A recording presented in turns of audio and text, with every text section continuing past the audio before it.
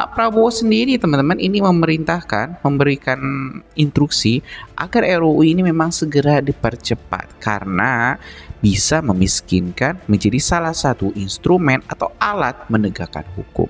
Karena selama ini teman-teman kita tahu para koruptor itu hanya dihukum ringan, sedangkan aset hasil korupsinya tidak bisa disita oleh negara. Kendati ada beberapa anggota dewan yang memang ketakutan teman-teman, takut kalau misalnya hartanya disita karena nanti ketahuan korupsi, tapi ya tidak semuanya kan, itu cuma oknum satu atau dua fraksi, yang lainnya mendukung. Nah hari ini teman-teman kita bakal melihat progres terbaru RUU perampasan aset rapat demi rapat. Seperti apa kelanjutannya dan kira-kira teman-teman apa yang baru dari rapat kali ini. Nah tanpa panjang lebar kita simak dulu teman-teman informasi selengkapnya. Di mana muncul awalnya itu perampasan aset di Indonesia itu seperti apa, gitu kan ya. Ya mungkin Bapak berdua ada yang tahu sejak awalnya itu munculnya terminologi perampasan aset itu di konteks permusuhan undang-undang di Indonesia sejak kapan. Yang kedua, terkait pengawasan terhadap operasionalisasi undang-undang ini, implementasi undang-undang ini. Kita tahu bahwa isu ya soal aparat yang bersih ini jadi masalah sekarang. Dan sampai ini kita ingin membersihkan dengan sapu yang kotor. Kalau situasi seperti itu terjadi, maka ini bisa menjadi bencana justru. Kalau ada aparat yang tidak terkendali, abuse of power, memeras, menyalahgunakan jabatan, ya, kalau memiliki kewenangan yang sangat besar, saya pikir akan menimbulkan masalah yang baru. Yang terjadi bukannya aset recovery atau pemulihan aset, perampasan aset untuk negara, tapi adalah perampokan aset oleh aparat yang korup, aparat yang kotor. Nah ini kan kita perlu antisipasi apakah best practices di negara-negara lain ada semacam pengawas khusus, ya. Kalau kita ini kan misalnya apa, KPK ada Dewas dan lain sebagainya. Pengawas khusus yang memang maksimal dan efektif mencegah abuse of power. Takutnya kita malah jadi bisa kayak negara tuh kayak zaman-zaman warlord, tuan-tuan perang gitu kan, kelompok ini menghajar kelompok ini dan lain sebagainya. Saudara-saudara, dalam rangka juga pemberantasan korupsi, saya mendukung undang-undang perampasan aset, saya mendukung. Enak aja, udah nyolong, nggak mau kembalikan aset, gue tarik aja deh itu. Setuju? Bagaimana kita teruskan? Kita teruskan perlawanan terhadap koruptor. Belum, dia masih dalam tahapan seputaran apa yang akan diambil model dari perampasan aset, namanya apakah namanya perampasan aset atau peralihan aset. Kalau badan baru itu masih di bawah kejaksaan kan konflik kepentingan juga masih dipertanyakan. Apa enggak sebaiknya dia berdiri sendiri sehingga dia menjadi audit? Lebih baiknya berdiri sendiri secara independen agar fokus dalam tindak pidana untuk pengamanan atau peralihan aset tadi. Kenapa? Kalau satu kan enak, kalau ini kan nggak tumpang tindih, ntar kejaksaan ngurus, si KPK ngurus gitu. Nah ini yang masih perlu dikaji terus-menerus agar tidak jadi tumpang tindih. Bang, tapi kan ini kan masukan pakar sudah banyak diterima, terus pas reses juga masih jalan terus. Ini tapi udah keterka belum sih Bang, ini kira-kira dari selama Tidak mudah karena ini masih dalam rangkaian menerima aspirasi dari mereka agar tidak salah. Tetap nanti akan didaur ulang lagi agar memunculkan nama yang pas agar tidak bolak-balik nanti. Sayang kan? Oke Bang, untuk mengantisipasi tidak tumpang tindih itu, apakah dari APH yang sudah ada akan dilebur, kemudian mereka tetap memiliki wewenang atau gimana? Nah itu tadi, kita masih mengkaji. Kita pengennya jadi satu lembaga saja untuk lebih memudahkan pengawasan. Jadi kan ini kalau ngomongin aset, perampasan aset, nanti si kejaksaan lagi ngurusin ini, yang si KPK ngurusin ini, ntar masing-masing dia. Nah, kita pengennya sih sebenarnya jadi satu lembaga yang fokus untuk pengamanan untuk peralihan aset tersebut. Masih akan ada dengar pendapat lagi? Masih. Untuk yang terdekat akan kepada siapa lagi? Nanti lagi dipikirin tanggal berapa, karena ini kan menjelang kita mau paripurna pidato Bapak Presiden tanggal 14. Jadi secepat mungkin ya. Secepat mungkin kita undang lagi nanti. Pemirsa, Metro Siang kami lanjutkan dengan informasi Komisi 3 DPR RI menggelar rapat dengar pendapat umum atau RDPU dengan sejumlah pakar hukum untuk membahas RUU perampasan aset. Dalam kesempatan ini, Advokat Junifer Girsang turut menghadiri rapat dan menyampaikan 9 usulan reformulasi. 9 poin yang diusulkan mencangkup perubahan nomenklatur RUU, penyempurnaan definisi mengenai perampasan aset, hingga pembentukan komite pengelolaan aset. Usulan-usulan tersebut bertujuan agar pemulihan aset hasil tindak pidana dapat tercapai tanpa mengurangi perlindungan terhadap hak konstitusional warga negara dan prinsip due process of law. Junifer menyoroti draft rancangan undang-undang perampasan aset saat ini masih dimasukkan unsur in person, padahal seharusnya diberlakukan khusus untuk tindak pidana yang merugikan negara atau in rem. Junifer menambahkan ada 7 sektor yang diusulkan untuk menjadi ranah dalam perampasan aset, diantaranya sektor ekonomi, bea cukai, narkotika, hingga lingkungan hidup. Nah, seluruh harta perusahaan-perusahaan dari 2003 namanya khusus yang merugikan negara. Ya, itu istilahnya in rem, bukan in person. Kalau di RUU-nya itu ada dimasukkan in person.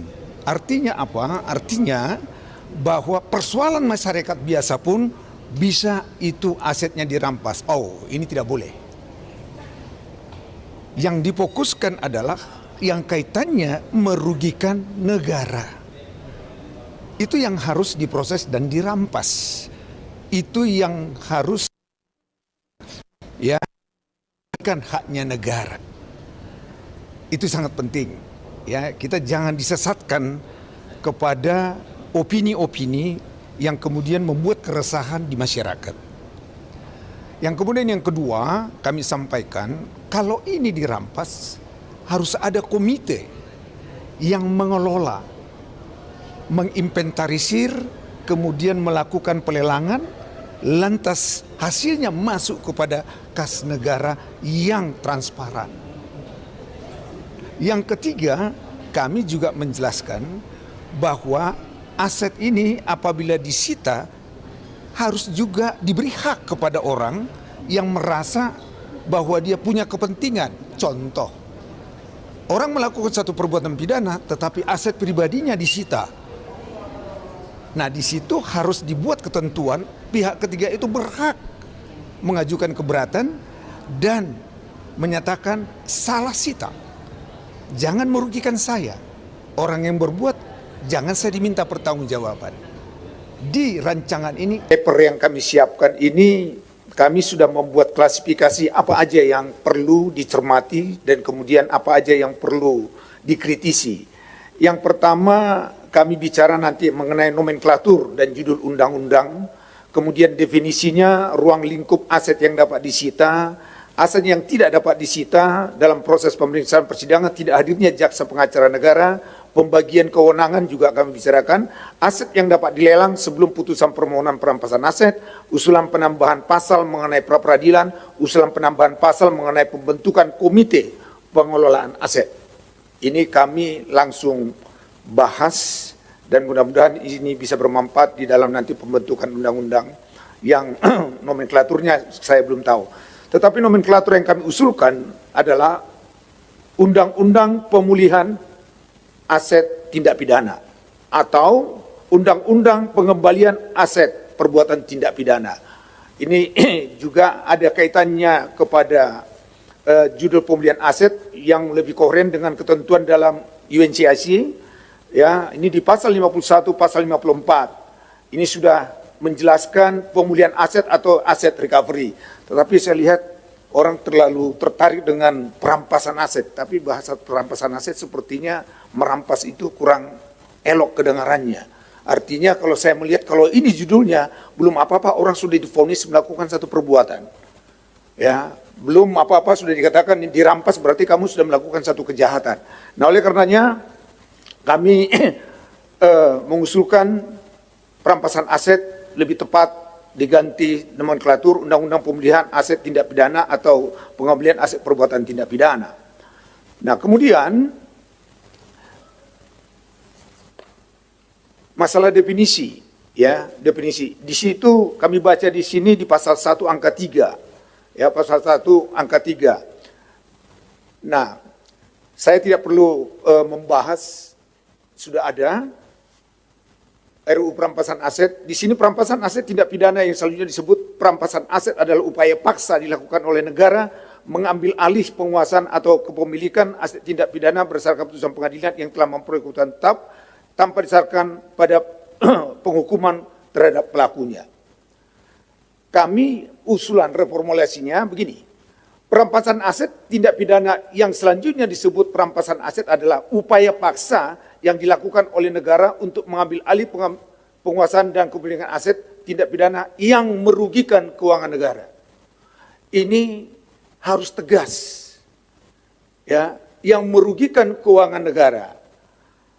Nah, kemudian angka ini ada landasannya apa? Landasannya tentu ya ini adalah kami mengutip dari definisi yang baru merupakan hasil sinkronisasi definisi mengenai pemblokiran PD angka 1 juga kami kutip keragaman definisi, kemudian juga adanya kepastian hukum, kemudian pemblokiran penyitaan RUU Pemulihan Aset untuk dengan ketentuan terdapat dalam KUHP.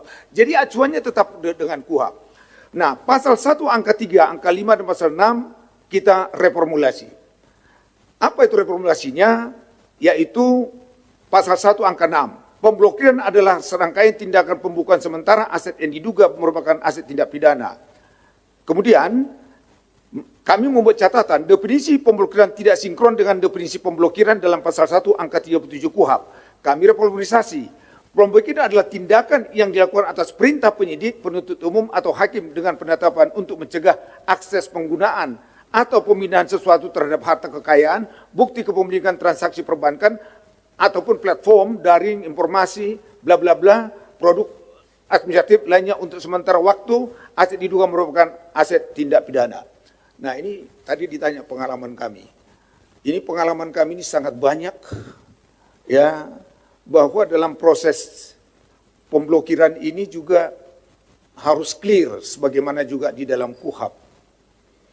Ada yang tidak ada kaitannya ini langsung diblokir, apalagi ini ada kaitan dengan perampasan atau pemulihan, bisa aset satu keluarga yang belum tentu ada kaitannya langsung dihabisi. Nah, ini perlu kita cermati juga. Kemudian pasal 1 angka 7, penyitaan adalah serangkaian tindakan untuk mengambil alih sementara penguasaan aset yang diduga merupakan aset tindak pidana untuk kepentingan pembuktian dalam pemeriksaan perkara permohonan perampasan aset di sidang pengadilan. Catatan kami, definisi penyitaan tidak sinkron dengan definisi yang pemblokiran dalam pasal 1 angka 7. Kami usulkan, penyitaan adalah tindakan penyidik untuk mengambil alih dan atau menyimpan di bawah penguasaan aset yang diduga merupakan aset tindak pidana, baik benda bergerak dan tidak bergerak, berwujud maupun tidak berwujud untuk kepentingan pembuktian dalam pemeriksaan perkara permohonan perampasan aset di sidang pengadilan. Nah, kemudian pasal 1 harus disisipkan atau ditambahkan angka baru terkait dengan definisi, ya, mengenai komite pengelolaan aset untuk dicantumkan dalam ketentuan umum. Jadi di dalam ketentuan umum kami cermati siapa sih yang berwenang ini. Tadi rekan Magdir juga sudah menyampaikan, ini harus clear.